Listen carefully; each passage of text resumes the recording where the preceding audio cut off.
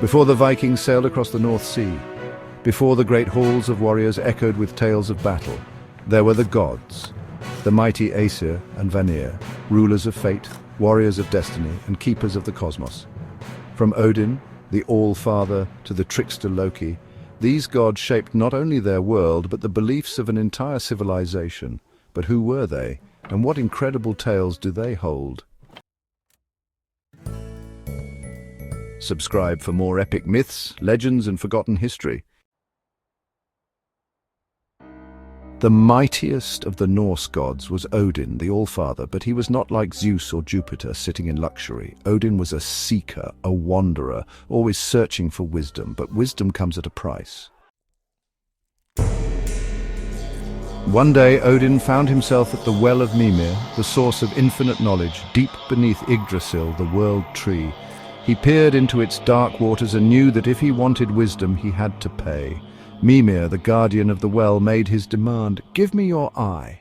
Without hesitation, Odin plucked out his own eye and dropped it into the well. But this was not his only sacrifice. In his quest for knowledge, Odin once hung himself from the branches of Yggdrasil for 9 days and 9 nights, pierced by his own spear, neither eating nor drinking. In this agony he discovered the runes, symbols of magic, fate, and power. He took them and gifted them to humanity, making him not just the god of war, but also of poetry and wisdom.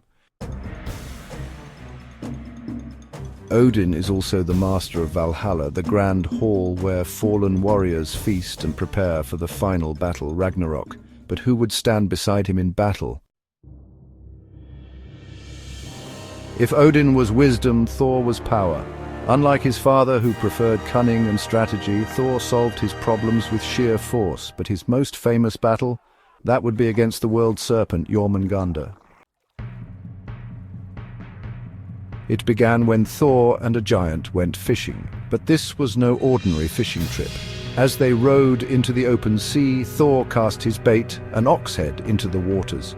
Suddenly, the ocean trembled, the line pulled taut, and then, bursting from the depths, came Jormungandr, the serpent so massive that it encircled the entire world. Thor, gripping the fishing line with all his might, began pulling the beast up. Lightning flashed, thunder roared, and the boat creaked under the weight of the struggle. Just as Thor raised his hammer to strike, the giant, terrified beyond reason, cut the line. The serpent vanished back into the deep, and Thor, furious, nearly crushed his so-called ally.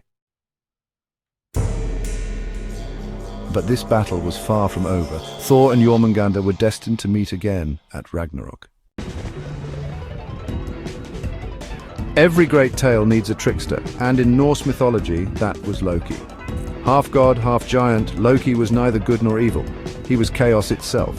His schemes brought both great gifts and great disasters. One of Loki's strangest stories, the birth of Odin's mighty steed, Sleipnir. It happened when the gods needed a fortress to protect Asgard. A mysterious builder offered to build it in one winter, demanding Freya, the sun, and the moon as payment. The gods agreed, but secretly hoped he would fail. Yet, with the help of his powerful stallion Svadilfari, the builder was finishing too fast. Desperate, the gods turned to Loki. His solution, turn into a mare and seduce the stallion. Yes, Loki shape-shifted into a beautiful female horse and lured Svadilfari away, ruining the builder's work. The trick worked, but Loki soon discovered a problem: he was pregnant. Months later, he gave birth to an 8-legged horse, Sleipnir, whom he gifted to Odin. And so the greatest steed in Norse mythology was born, from Loki's own deception. But Loki's pranks were not always harmless. His darkest deed, the murder of Balder, the god of light. This act set the stage for Ragnarok, where Loki would turn against the gods forever. Freya, the most beautiful of goddesses, was not just a figure of love, she was also a warrior and a master of magic. It is said that she wept golden tears when her husband Odd disappeared. But Freya also had a taste for battle. In Viking belief, when warriors died in battle, they did not all go to Valhalla. Half of them went to Freya's hall, Sessrumnir. In many ways, she was Odin's equal in choosing the bravest of the fallen. She was also the master of Seda, a powerful form of magic that even Odin had to learn from her. Freya's influence ran deep, and her name still echoes today. Friday is named after her. Unlike many mythologies where gods reign eternal, Norse gods had an end. At Ragnarok, the twilight of the gods, chaos would consume the world. The monstrous wolf Fenrir would break free, swallowing Odin whole. Thor would finally slay Jormungandr, but take only 9 steps before falling to its venom. Loki, who had once been the gods' ally, would lead their enemies, fighting his final battle against Heimdall, the guardian of the Bifrost. They would slay each other, but even after destruction, a new world would rise.